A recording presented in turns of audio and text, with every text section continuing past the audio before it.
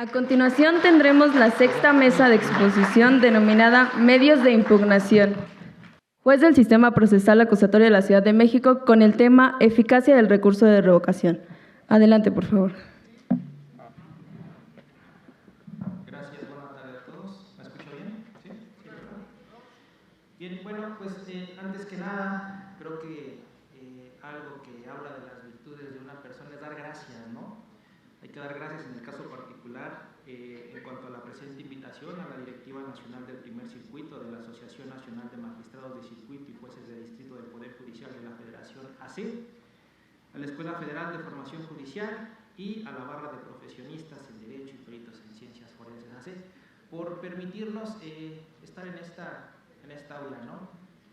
Hace unos minutos recién venía para acá, me acompañaba el licenciado Baruch, quien es mi auxiliar judicial, y le comentaba una anécdota que aprovecho para comentarla con ustedes rápidamente, si me lo permiten.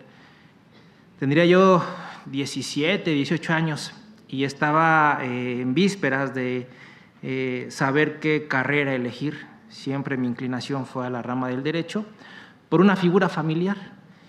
Esa figura familiar está presente acá también, es mi tío, se llama Ricardo Ojeda, también muchos lo conocen.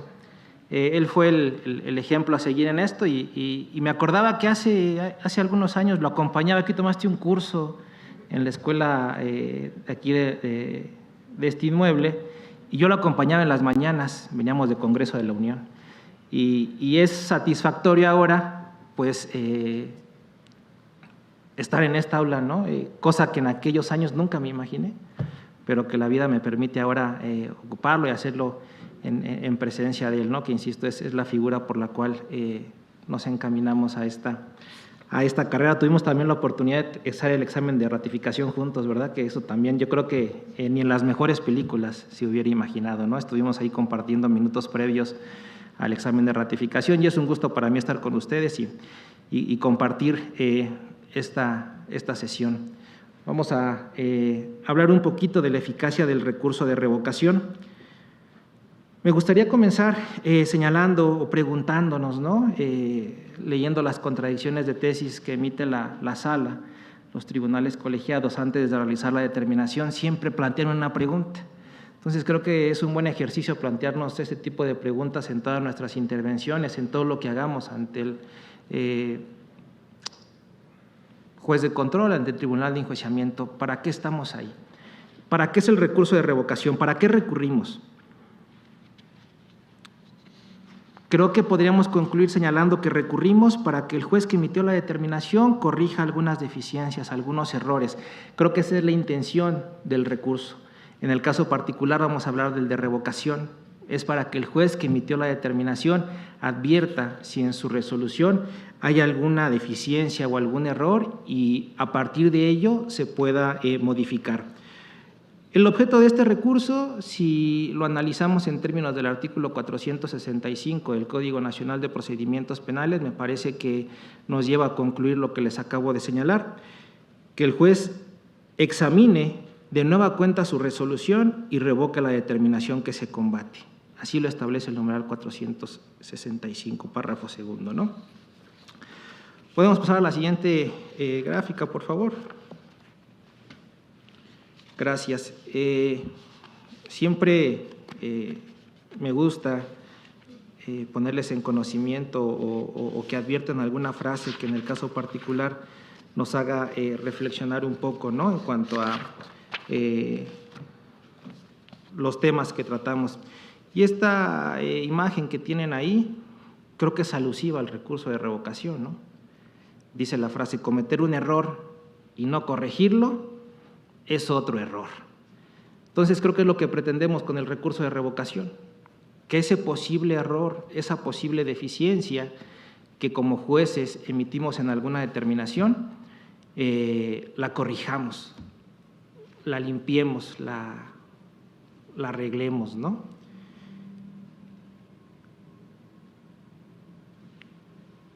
Estaba preparando esta plática y quiero compartirles esta frase que la redactamos o que la redacté hace algunos minutos, ¿no? Hace algunas horas antes de llegar acá. Los jueces somos humanos.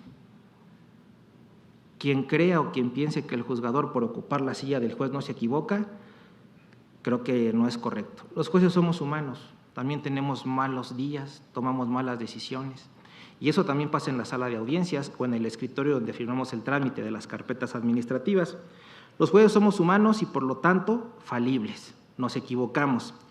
Reconocer el error propio y corregirlo, creo y estoy convencido que es una de las más grandes virtudes del juzgador. Reconocer el error propio y corregirlo, creo que es una de las más grandes virtudes del juzgador. Amén de que el reconocimiento del error y su corrección siempre maximizará el derecho humano al debido proceso y con ello alcanzaremos procesos justos. Creo que el juzgador debe tener esta cualidad, reconocer de entrada que puede equivocarse, que es falible. Y esto va a maximizar el respeto a los derechos humanos. Ayer escuchábamos en una de las ponencias que es una garantía y que confundíamos la garantía con el derecho. Se comentaba ayer que la garantía es el mecanismo que tenemos los gobernados para protección de esos derechos. Y creo que los recursos son esto. Los recursos son una garantía que tenemos para proteger nuestros derechos. Dentro de las virtudes del juzgador, que debo también reconocer, es difícil tenerlas todas, ¿no? Aquí está el juez Rafa. A veces nos impacientamos un poco en las audiencias, ¿no? A veces el hecho de que la audiencia se trastoque ahí con intervenciones de las partes hace que perdamos un poco la dirección y la claridad. Entonces creo que es importante dentro de todas estas virtudes destacar estas, ¿no? Reconocer el error. Al momento de que reconocemos el error, creo que facilitamos y podemos respetar esos derechos fundamentales. Pasamos a la siguiente, por favor. Creo que también es importante siempre poder advertir el origen de las palabras, quizá para comprender el alcance que éstas tengan en la audiencia, ¿no? En el caso particular, hay dos temas o dos vocablos que me gustaría compartir con ustedes. Recurso, dice la imagen que están viendo, se deriva del italiano ricorso, ricorsi, volver al camino andado o volver a tomar curso. Hacernos hacia atrás para volver a enderezar el camino. Y esto pasa en la vida diaria, ¿no? Cuando venimos o vamos a alguna dirección, a alguna reunión, si equivocamos el camino, nos echamos hacia atrás para recomponerlo, ¿no? Para reconducirlo. Creo que hasta en el box dicen que quien camina hacia atrás tiene una buena técnica en el boxeo. Quien no sabe caminar hacia atrás no es un buen boxeador. Creo que esto aplica también a la sala de audiencias. Podemos regresar para enderezar el camino, para preparar el golpe, ¿no? Revocación, cancelar, rescindir, anular, retractarse, invalidar, contraordenar, derogar. Me echo hacia atrás, doy unos pasos hacia atrás para anular lo que hice mal, para reconocer mi error. Creo que hacia allá va el recurso de revocación. Lalito, buenas tardes. Un abrazo. El buen Lalo. Por inadvertido, pero acá mi estimado amigo, me ofrezco una disculpa, es que vengo desde tierras sureñas y, como se podrán imaginar, desde la hermana República de San Mateo hasta acá, pues bueno, tomando en consideración el tránsito, pero aquí estamos con todo gusto. No hay problema, hermano, un gusto compartir contigo además. Gran juzgador, mejor ser humano. Bien. Ya una vez que analizamos esto, vámonos directo. Hay varios contemporáneos míos en este mundo del derecho. Si yo les preguntara a esos contemporáneos, a quienes más o menos somos de la edad, quizá un poco mayor, y los jóvenes yo creo que van a tener otra respuesta. Si yo les preguntara en este momento, y hagan el ejercicio allí en su silla, si les preguntara en qué casos procede el recurso de revocación, yo creo que más de uno diría, por esa formación de la que hablaron hace un momento, procede el recurso de revocación cuando el de apelación no procede. Si no procede el de apelación, procede el de revocación. Gracias. Déjenme les digo que eso ya cambió. Eso debemos de quitarlo de la mente. El recurso de revocación en el actual sistema no procede cuando la ley no nos concede la apelación. Eso era propio del Código de Procedimientos Penales de la Ciudad de México, propio del Código de Procedimientos Penales Federales. Su artículo 412, el Código de Procedimientos Penales para la Ciudad de México, decía que el recurso de revocación procede siempre que no se conceda por este código el de apelación. El federal decía, solamente los autos contra los cuales no se conceda por este código el recurso de apelación serán revocables por el tribunal que los dictó. Esto ya cambió, ¿sale? Eso es lo primero que quiero fijar como un punto destacable. Insisto, al día de hoy en las salas se puede escuchar ¿cuándo procede el recurso de revocación? Cuando no procede el de apelación. No, sería muy sencillo poder definirlo y creo que se requiere un ejercicio de interpretación de la norma más amplio. La procedencia, artículo 465, la que sigue, por favor.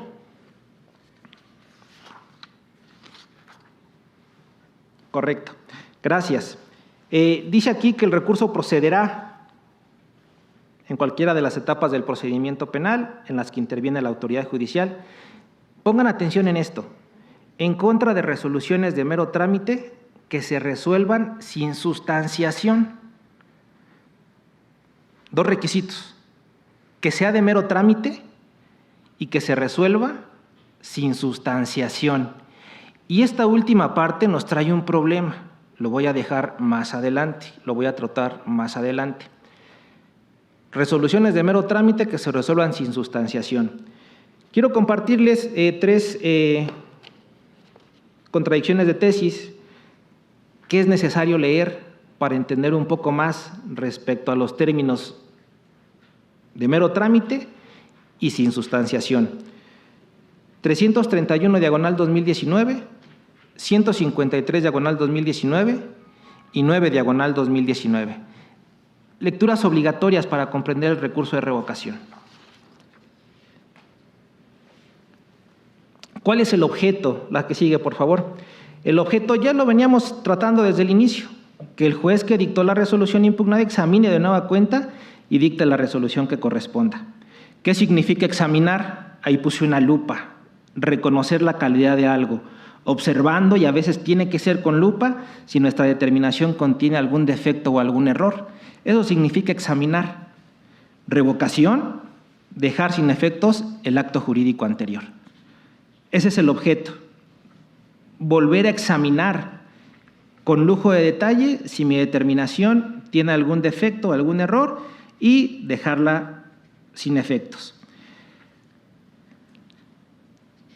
La soberbia creo que no debe ser una calidad, una virtud, no es ni una virtud, ¿no? La soberbia pudiéramos llamarla como un vicio, algún defecto en el juzgador.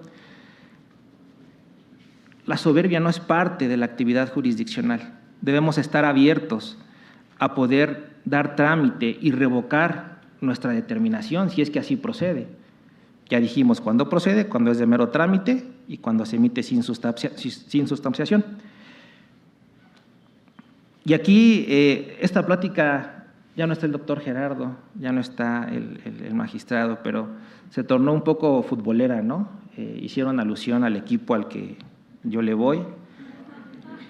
Y aquí lo voy a aprovechar también, ¿no? Voy a hacer uso de mi derecho a la réplica. Las segundas oportunidades siempre se agradecen. Recuerden cuando estamos en la escuela y nos dice el maestro, ¿sabe qué? Se equivocó, corríjalo. Gracias, ¿no? Voy a ver en qué me equivoqué y cambio la respuesta. ¿Qué sucede en las relaciones del noviazgo, del matrimonio? Nos equivocamos y nos dan una segunda oportunidad. Tratamos de rectificar el error, de no volverlo a cometer, ¿no? Pero ¿saben quiénes son los únicos que no aprovechan las segundas oportunidades? Precisamente los del Cruz Azul, porque tuvieron una final con un gol del portero que fue muy así, y a los años siguientes el fútbol les da otra segunda oportunidad y vuelven a perder. Entonces, son los únicos que no aprovechan las segundas oportunidades, ¿no? Vamos a continuar entonces. El trámite. ¿Cómo va el trámite? ¿Cómo lo interponemos?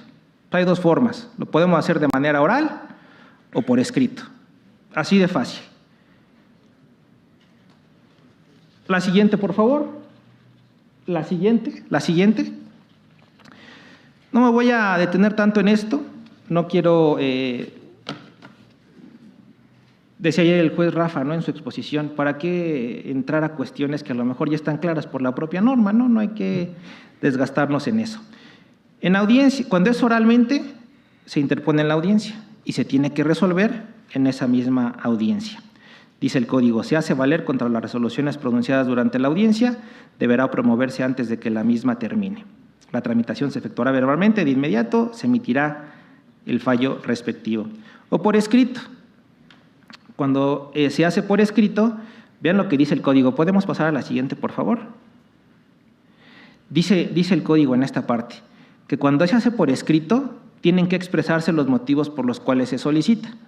Y yo me pregunto, cuando lo hacemos de manera oral, ¿no?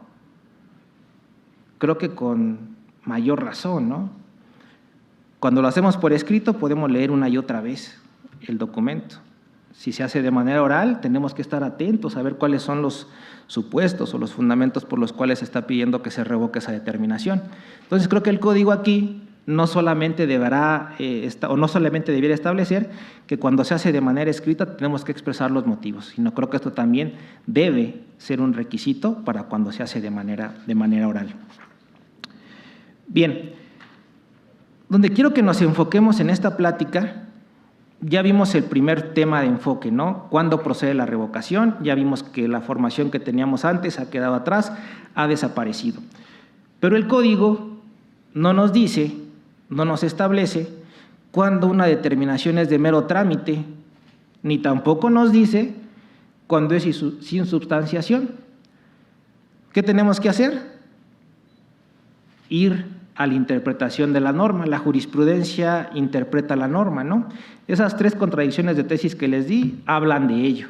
Hablan de qué debemos entender por resoluciones de mero trámite y por resoluciones que se emiten sin substanciación. De mero trámite, resoluciones que no resuelven el fondo, que no implican un importante y trascendente juicio de valoración. Son cuestiones que impulsan el proceso, que no trastocan la litis o el fondo del asunto, porque siempre se refiere al desenvolvimiento del proceso y no a la decisión del litigio. Eso es de mero trámite, así lo ha dicho la Corte. Sustanciar significa tramitar un asunto. La sustanciación es sinónimo de tramitación. Una resolución sin sustanciación se refiere a que se trate de determinaciones de mero trámite emitidas de plano, porque la norma procesal no rige el actuar del juzgador, no tiene asignado un trámite específico a seguir previo a la emisión de su determinación. Si yo niego unas copias, me parece que eso pudiera ser revocable, ¿no?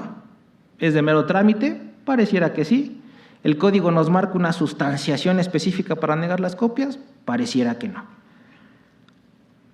Esto es, no contempla la exigencia de emplazar o notificar a la parte contraria de una petición de su contraparte, ni otorgarle un plazo para contestar o contradecir la petición del solicitante. Imagínense, ¿no? Solicitud de copias. Désele vista a la parte procesal respectiva para que nos diga si está de acuerdo o no, para que le demos las copias. Pues no.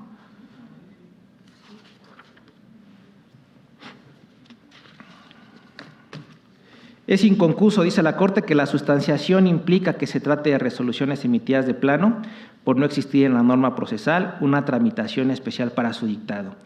De manera que no se puede limitar únicamente la falta, escuchen esto, no se puede limitar únicamente la falta de debate entre las partes contendientes, sino a la falta de un trámite específico. Seguramente a varios de ustedes les ha pasado, en audiencia interponen recurso de revocación, el juez le da el uso de la voz al fiscal, le da el uso de la voz al asesor jurídico y resuelve.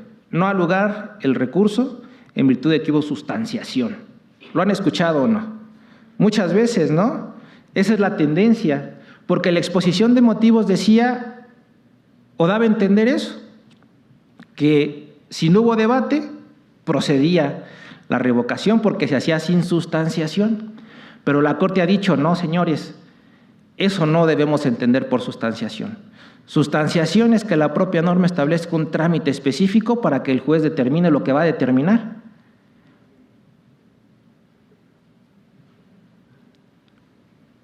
¿A qué se les asemeja la sustanciación? Pues a la contradicción, ¿no? Cuando doy el uso de la voz a las partes procesales, ¿qué es lo que estoy haciendo? Privilegiando el principio de contradicción. No estoy sustanciando. La sustanciación no depende del debate, sino la sustanciación deriva de lo que diga el código en cuanto a los requisitos y procedimientos o formas que deba asumir el juzgador antes de resolver. Eso es el segundo punto de reflexión, me parece el más importante. Cada vez que ustedes pretendan interponer un recurso de revocación, deberán preguntarse, número 1, si la resolución es de mero trámite. Número 2, si requiere sustanciación. Y reiterar, la sustanciación no tiene nada que ver con el debate que se genera en la audiencia.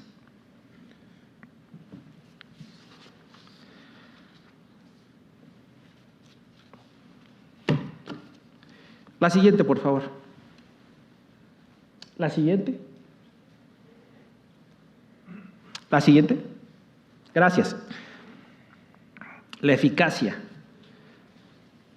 El tema era eficacia del recurso de revocación. La eficacia la puedo entender como la capacidad de lograr el efecto que se desea o espere. Ya dijimos cuál es la intención de recurrir, cuál es el objeto del recurso. ¿En qué medida es eficaz? Pues en la medida en que yo pueda hacerle ver al juzgador que su determinación tiene algún hierro, tiene algún error. Pero ¿qué creen? Que para llegar a este camino es sumamente complejo. Sumamente complejo. Y esto es algo que tiene que ver con lo que decía el magistrado, con lo que decía el juez Gerardo, con lo que dijeron la parte de ayer, en las sesiones del día de ayer. Muchas veces tiene que ver que nuestro recurso no es eficaz porque no sabemos plantear la petición, porque no somos claros en poder establecer qué es lo que queremos. Hace poco tuve la oportunidad de compartir el aula con uno de los compañeros que nos señalan aquí y les decía, y lo dijeron hace rato, a la audiencia no hay que ir a pescar. Esta es una frase que viene en el libro de 2 autores chilenos, no hay que ir a pescar. ¿Y qué significa ir a pescar? Lo que hace un pescador, sale al mar cualquier día, avienta su, ¿cómo se llama? Su caña y a ver qué pesco. No hay que ir hacia la audiencia. A la audiencia hay que ir preparado. Hoy tuvimos una audiencia intermedia, una de las partes va sin carpeta.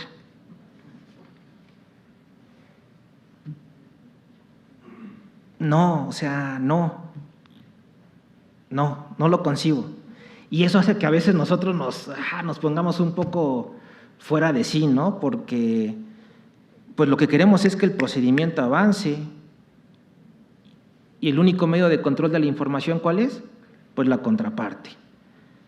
Entonces, imagínense lo que pasa al día de hoy. Vamos a la siguiente, por favor. Ya hasta de recordarlo otra vez me estoy volviendo a incomodar, ¿no? En eso hay que trabajar. Los jueces debemos ser pasivos, tranquilos, recatados, prudentes, y a veces somos todo lo contrario, ¿no? A veces pareciera que el peor enemigo del litigante es el juez. ¿Por qué se enoja en la audiencia? ¿Por qué grita? ¿Por qué exhibe? Creo que eso hay que tratar de controlarlo. Bien, ¿qué necesito entonces para que ese recurso de revocación sea eficaz?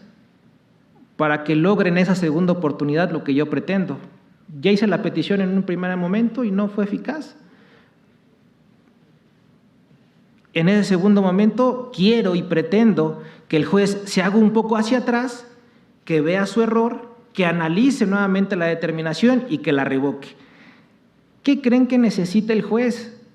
A veces les digo, sean empáticos con el juez, pónganse en mi lugar y díganme si con la información que me están proporcionando estoy en condiciones de resolver lo que ustedes quieren. Y creo que ese es el mejor ejercicio que pueden hacer. Ubíquense en la silla del juzgador y piensen si con la información que están proporcionando el juez puede llegar a emitir la determinación que ustedes pretenden. Y muchas veces no pasa eso. Muchas veces lo que advierto en la sala, que es un principio, no sé si compartas conmigo, Lalo, un principio que no está en los libros, que es aquel principio que dice chicle y pega, ¿no? No, o sea, en las audiencias no hay que aplicar ese principio. ¿Qué necesito entonces? Creo que ahí están las cuestiones que a mi consideración es lo que se necesita para hacer eficaz este recurso de revocación. Una causa fundada. El recurso no debe ser visceral. El juez me cae mal y porque me cae mal, la audiencia se la voy a hacer bien pesada y voy a interponer 5 recursos de revocación a cada determinación que emita. El artículo 107 dice que los planteamientos en la audiencia no deben ser dilatorios, ¿no? No debe ser visceral. El recurso tiene que ser objetivo, tiene que estar sustentado, tiene que tener una causa fundada. Hoy me decían en otra audiencia, señoría, me opongo a la suspensión condicional del proceso. A la asesora jurídica le escucho. Es que lo que ofrece la defensa no satisface las expectativas de mi representado. Pues en realidad no me está dando nada para determinar que su oposición resulte fundada, ¿no? Entonces, cuando lo hagan en audiencia, de manera oral o por escrito, tienen que tener una causa fundada. Si la intención es que el juez reconozca su error, hay que tener ciertos y estar seguros de que el juez incurrió en algún error. Necesitan estudiar su asunto, necesitan preparar su intervención. Espero que yo lo haya sido con el siguiente punto, ¿no? A veces nos cuesta trabajo ser claros. Espero que el día de hoy lo haya sido. Y esa es una cualidad que necesitan en su intervención oral o escrita. Ser claros.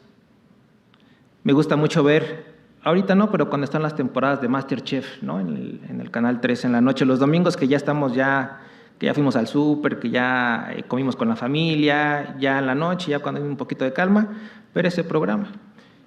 Y de ahí he aprendido algo que creo que se aplica perfectamente a las audiencias. Ahí dicen que en la comida, y yo lo complementaría, como en las audiencias, menos es más. No es posible que una audiencia de control de detención dure lo mismo que una misa. O sea, de verdad que no. 3 requisitos para el control de la detención, 308 párrafo segundo, 4 requisitos para la vinculación a proceso, 3 riesgos procesales, y que tardemos más de 1 hora en un control de detención. Creo que no es la naturaleza del sistema. De sencillo argumento. No hay que complicar las cosas. Quienes tienen la razón, quienes estudian su asunto, 1 o 2 minutos, establecen su argumento. Argumento que debe hacer reflexionar al juez. Y este es el último punto, ser reflexivo. Es tratar de ponerse en los zapatos del juez y hacerle ver que su determinación tiene algún defecto a través de una causa fundada, claridad, sencillo argumento y reflexivo. A mí cuando me toque resolver un recurso de revocación con estos requisitos, pues hasta lo voy a agradecer y retomo el tomo del agradecimiento de segundas oportunidades.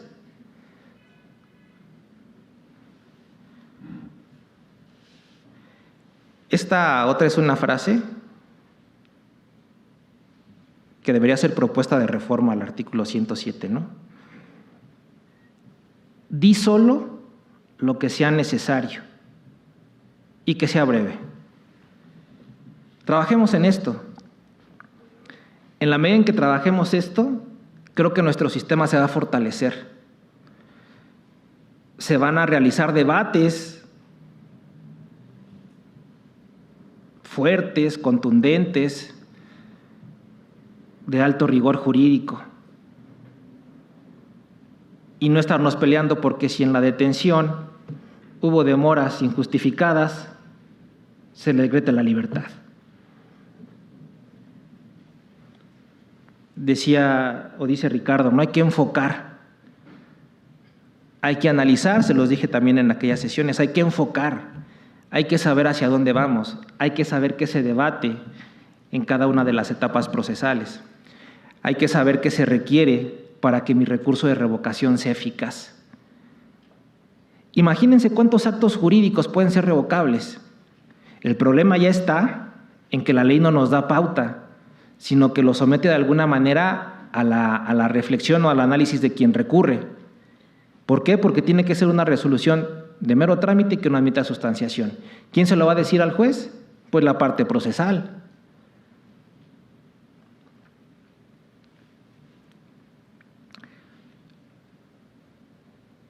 Fue un gusto para mí compartir con ustedes esta sesión, esta plática. Y si me permiten concluir con una frase, una lectura, son 5, dice el 144 que está prohibida la lectura, ¿verdad? Pero en el aula no, en las audiencias sí. Pero me parece importante compartirlo para que puedan a veces entender la naturaleza de este recurso de revocación.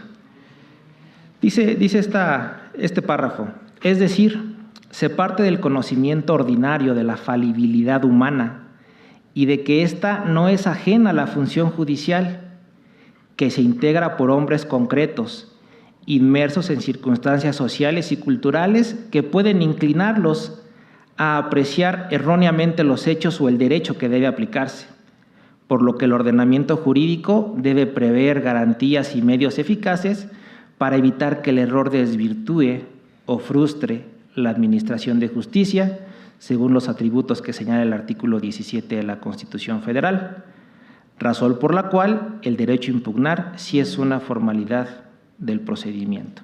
Y creo que esto resume brevemente todo lo que les he platicado el día de hoy. Nuevamente agradecer a las autoridades que permiten que este sea posible. No me restaría más que desearles una excelente tarde, que aprovechen es un tipo de buffet jurídico, ¿no? Cuando vamos a los hoteles no sabemos a veces qué comer de tanta comida que hay. Aquí y van a ver, ayer vieron, hoy vieron y van a seguir viendo expositores de alta calidad. Entonces, aprovechen, sírvanse lo que ustedes quieran. Que tengan excelente tarde.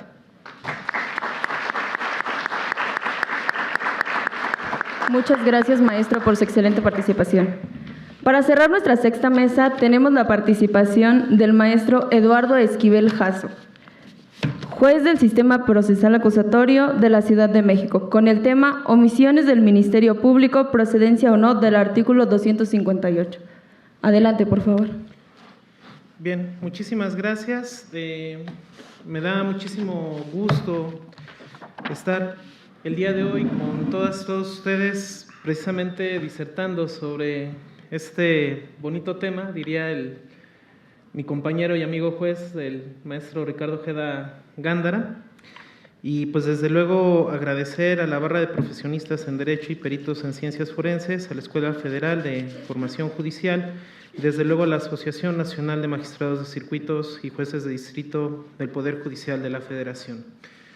Fíjense que escuché con detenimiento la ponencia de mi gran amigo, maestro Jorge Ojeda, y algo que nos ha costado muchísimo trabajo en este sistema de justicia penal es de alguna manera privilegiar el fondo sobre la forma. Si bien es cierto, nosotros venimos de una tradición jurídica romano-canónica, donde pues, prácticamente necesitábamos el papel y la pluma para poder comentar nuestras ideas. Sin embargo, esta situación ha sido muy reiterativa en este sistema de audiencias, que si alguna de las partes no mencionó el fundamento, entonces, por tales cuestiones, ya no se debe de resolver de manera favorable su pretensión. Inclusive esta cuestión la tenemos en el artículo 17 constitucional, que nos establece como límite que se respeten los derechos de las partes y sin afectar el debido proceso, y que inclusive tuve la oportunidad hace algunos años de realizar una pasantía en tierras andinas, y justamente es la crítica constructiva que se nos hace. Nos rasgamos las vestiduras en debatir sobre formalismos procesales, cuando el fondo, pues simple y sencillamente lo dejamos en un segundo término.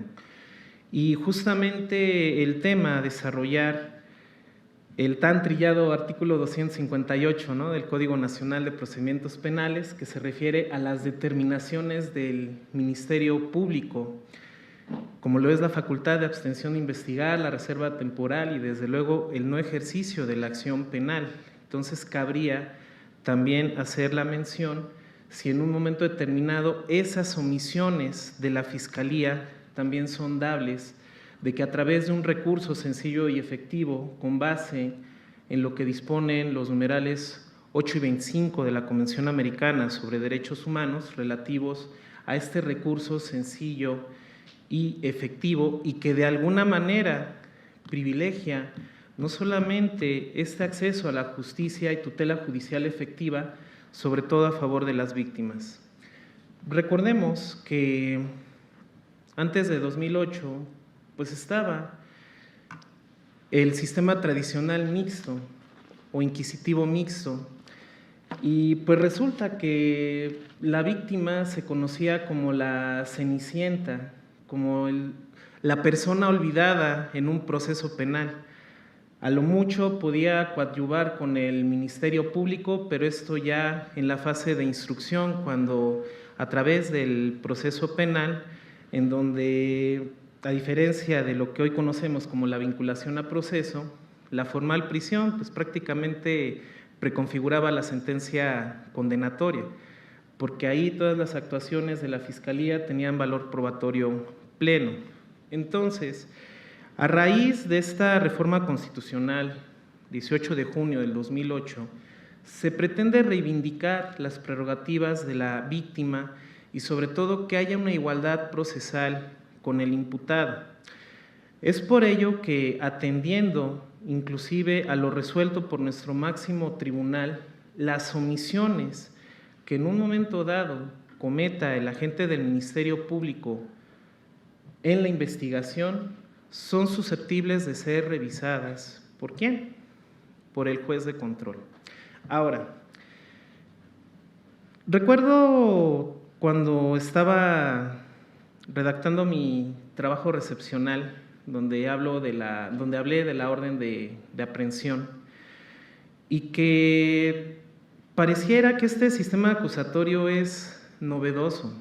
Sin embargo, si nosotros revisamos los derechos del pueblo mexicano, que es una serie de volúmenes en donde nosotros podemos verificar el diario de debates, justamente el primer mensaje de don Venustiano Carranza aludía a esa división de poderes, pues recordemos que de conformidad con la Constitución de 1857, donde inclusive allá tenemos información relevante en cuanto a los derechos humanos, relativo a que las instituciones sociales precisamente deben de ser la base y el objeto de tutela de esos derechos humanos.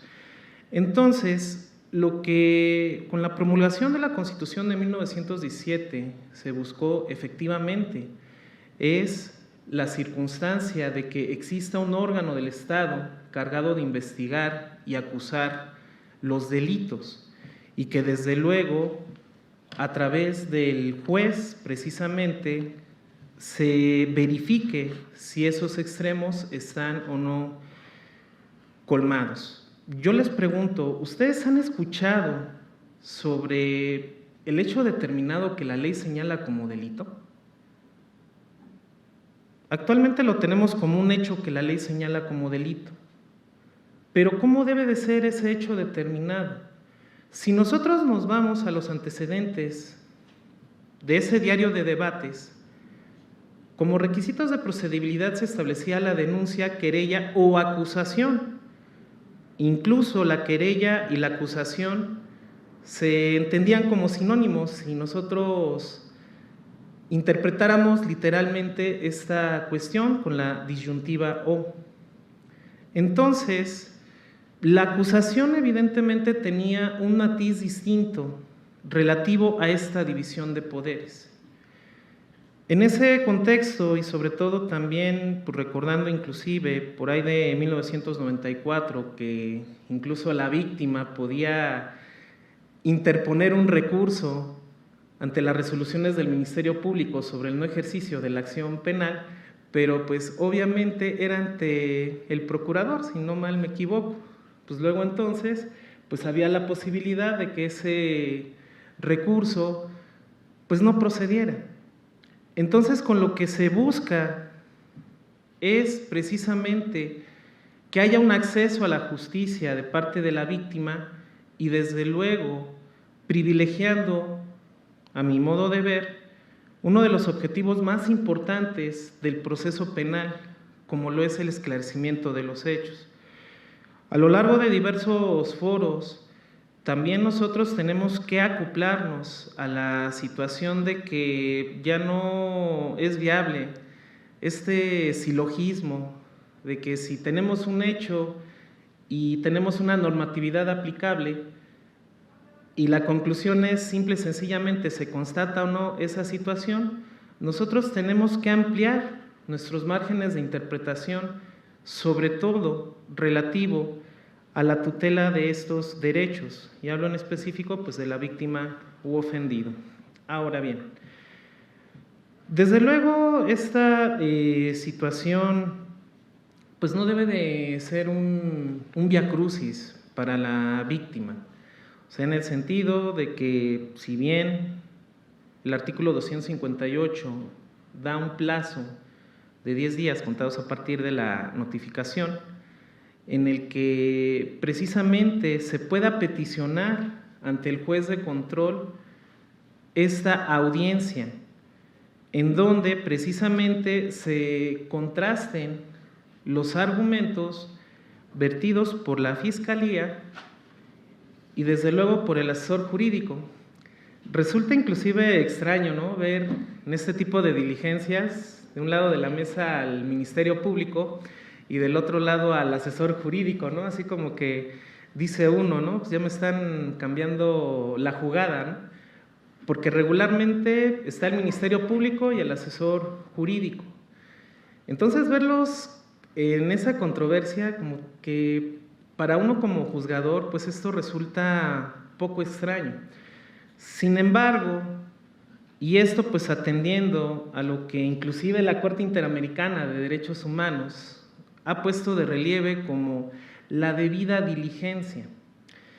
Es decir, desde luego, tomando como referencia los preceptos 212 y 216 del Código Nacional, que inclusive se habla de un deber de investigación de parte del agente del Ministerio Público y que incluso también esta cuestión ha sido criterio de algunas autoridades federales, en el sentido de que se agoten todas y cada una de las líneas de investigación que puedan surgir derivado de este hecho, que desde luego esa indagación sea objetiva, sea imparcial, libre de estereotipos, de sesgos cognitivos y de prejuicios.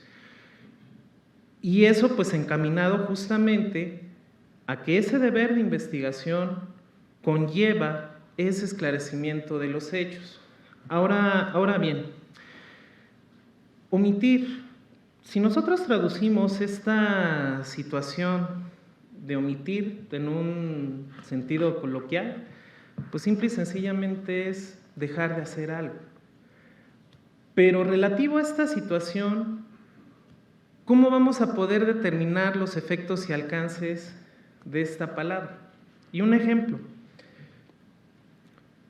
En estas audiencias, recuerdo en una, que pues el asesor jurídico decía, ya el Ministerio Público ya tiene todos los elementos para ejercer la acción penal y solicitar la audiencia inicial sin detenido ante el juez de control. Entonces no sé qué está esperando el agente del Ministerio Público, ya no hay más actos de investigación por realizar. Pero bueno, aquí desde luego, y precisamente por eso les comenté de este antecedente de esa división de poderes.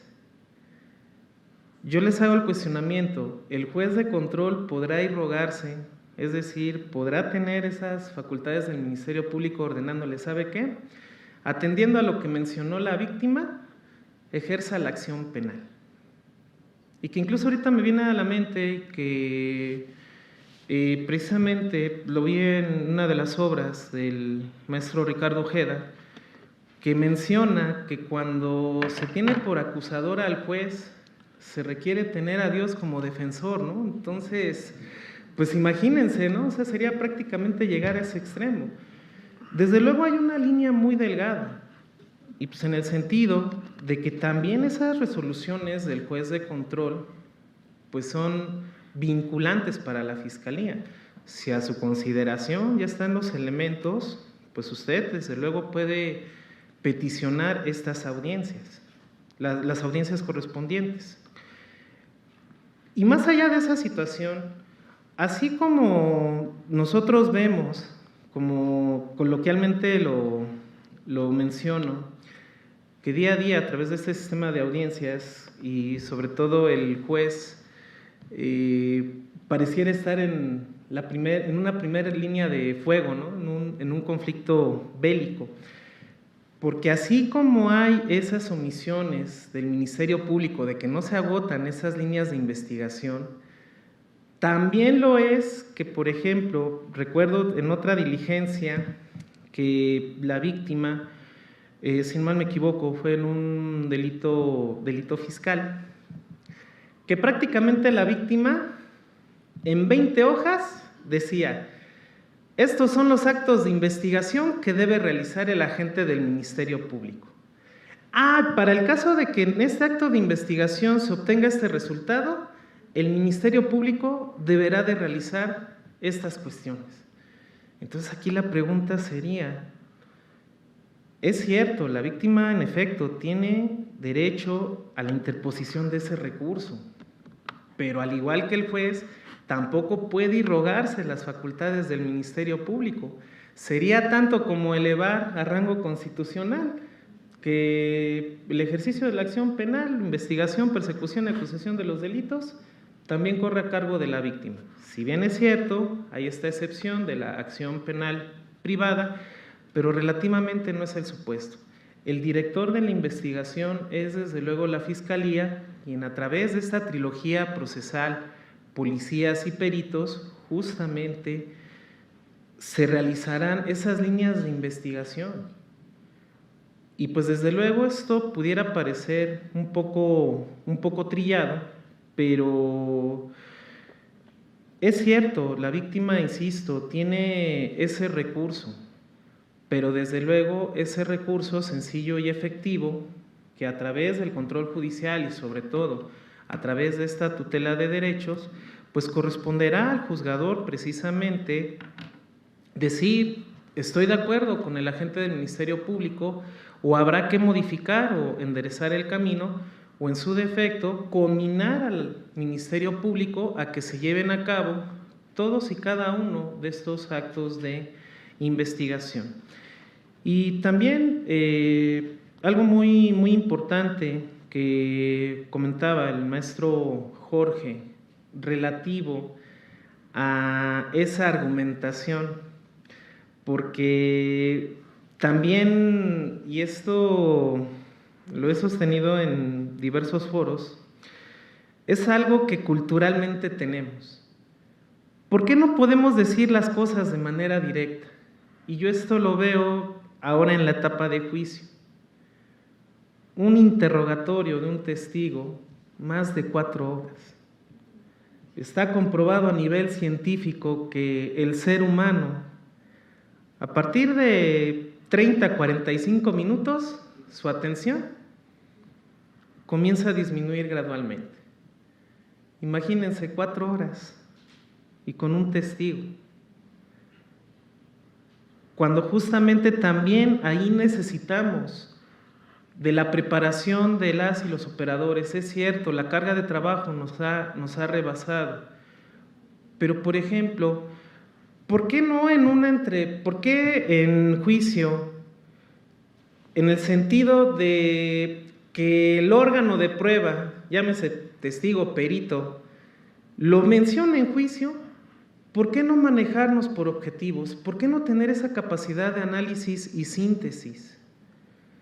Y es más, también desde nuestro posicionamiento, o sea, nosotros sabemos a dónde quieren llegar las partes, pero hay veces que una de las partes forzosamente quiere escuchar lo que mencione el testigo o el perito para redactar su alegato de clausura. No, señoras y señores, se produce información. Y es más, por ejemplo, me ha tocado ver audiencias que cuando es el órgano de prueba de la fiscalía, literal, el órgano de prueba recuerda perfectamente, pero cuando la defensa quiere realizar el contrainterrogatorio, no se acuerda de absolutamente nada.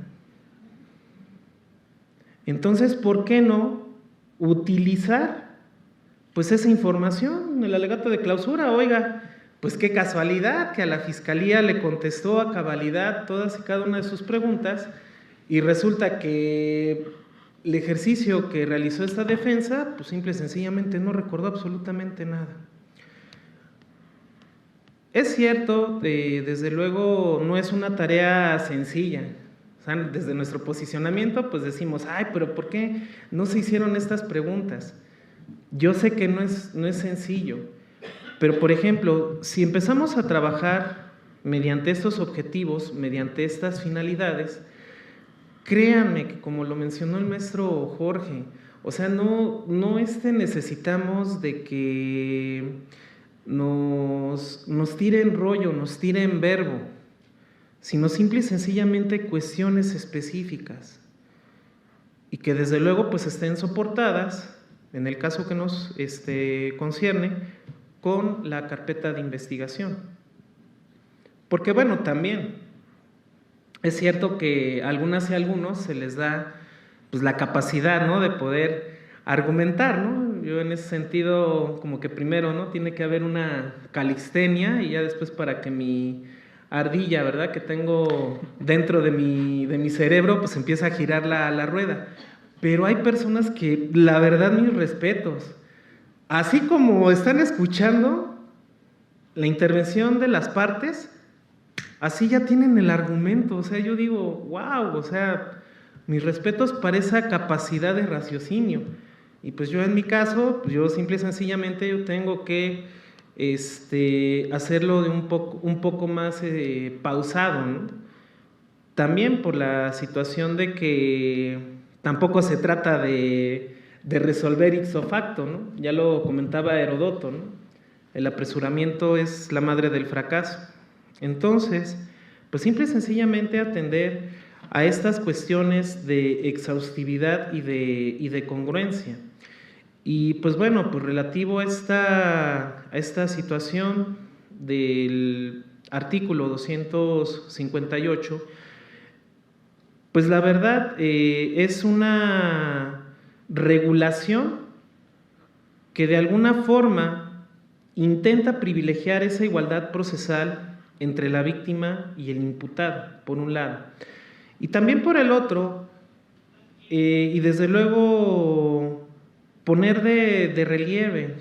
Recuerdo las primeras capacitaciones que recibimos y no se nos mencionó, esto les hablo por ahí de 2009, 2010, no se nos mencionó que por ahí un 60, un 70% de todos los asuntos, y no solamente hablo de la Ciudad de México, sino a nivel federal y a nivel de la República Mexicana, no se nos dijo que esto se resolvería a través de los mecanismos alternativos de solución de controversias. Y que el 30% se iba a resolver mediante este juicio oral. ¿Y dónde estamos situados? ¿Dónde estamos situados? Porque eso también tiene que ver con algo que se denomina con los criterios de oportunidad y que inclusive cuando me encontraba en otra sede, también yo veía con buenos ojos, sobre todo para el caso de las personas con discapacidad relativo a la inimputabilidad, pues que el Ministerio Público decía, bueno, ya está satisfecha la reparación del daño. No advierto pues alguna situación por la que esta persona con discapacidad está en internamiento. Que ojo, si ustedes ven que está en prisión preventiva, se tiene que hacer la modificación de acuerdo a la fracción sexta del 155. Y eso no lo digo yo, lo menciona la Convención de las Personas con Discapacidad. No cuentan con redes de apoyo familiares. Tal pareciera ser que la familia dice, pues bueno, pues está allá, ya nos quitamos un peso de encima. Qué lamentable cuando es una persona de tu misma sangre. ¿Y por qué la condenas a abandono? Entonces, pues desde luego pues hacemos votos para que se continúe privilegiando con estos mecanismos alternativos de solución de controversias, porque asuntos, y no con ello quiero disminuir pues la relevancia que ello amerita, pero por ejemplo, robos en un Oxxo de 100 pesos, que los tengamos que estar conociendo en juicio. Y es más, inclusive ya la defensa ya no controvierte, ya no se hacen contrainterrogatorios ni nada, porque apuesta precisamente a la pena mínima. Y se le pone en antecedente al juez, ¿sabe qué? Pues simple y sencillamente se quiso ver la posibilidad de un procedimiento abreviado, desconocemos por qué la Fiscalía no lo autorizó y pues por eso estamos aquí. Entonces, desde luego, pues habrán más temas sobre este recurso que dota precisamente a la víctima de ese acceso a la justicia y de esa tutela judicial efectiva. En ese sentido, pues de mi parte sería todo. Muchísimas gracias y quedamos a la orden.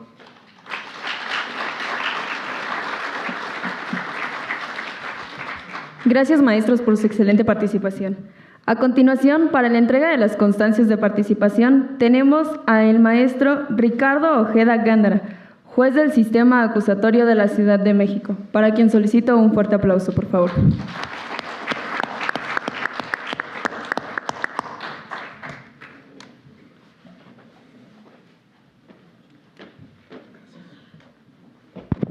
Buenas tardes a todos y a todas. Jorge, me hiciste recordar cuando efectivamente veníamos aquí a algún evento, yo ya estaba titulado, yo creo que yo ya trabajaba con el deseo de que tú, que eras joven y que estabas por decidir la carrera, pues eligieras, ¿no? Y me hiciste recordar el último mandamiento del decálogo del abogado, ¿se acuerdan? El 10º, dice: ama, trata de considerar a la abogacía de tal manera que el día que tu hijo te pida un consejo sobre su destino, consideres un honor proponerle que sea abogado o que se haga abogado. Y bueno, tú no eres mi hijo, eres mi sobrino, pero pues te quiero igual y haber venido así como estudiante, como un joven acompañante y ahora tener la oportunidad de entregarte un diploma en este salón tan bonito.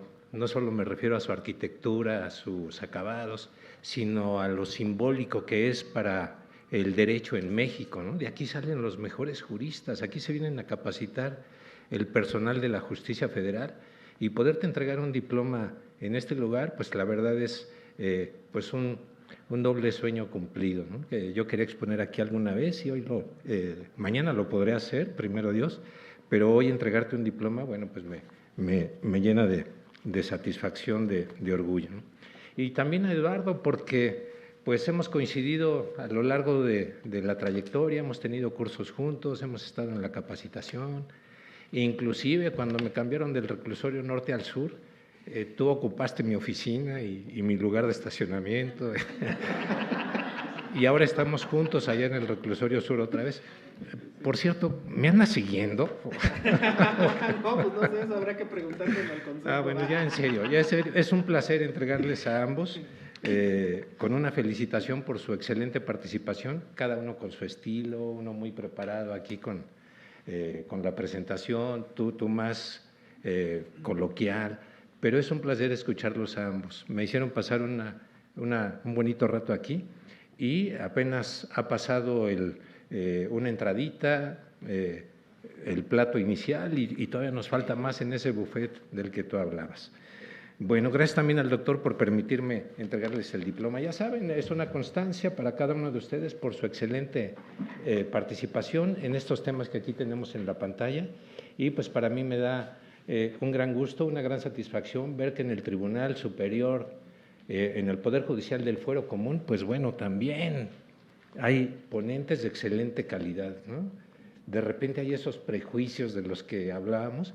Ay, no, es que ellos son del fuero común y corriente, pero no vean una muestra de que acá también hace aire en el tribunal. Bueno, pues muchas felicidades, es un placer entregar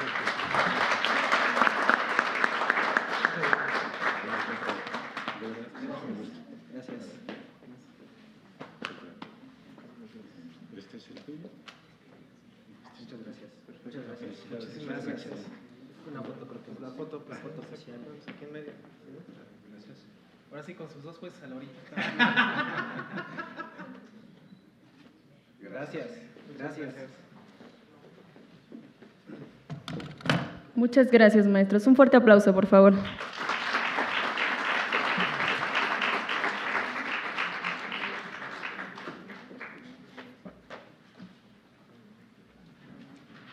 Los invitamos a que acudan al servicio de Coffee Break que se encuentra afuera de las instalaciones, por favor. Es del receso de media hora, por favor, para que estén pendientes de las siguientes mesas. Gracias.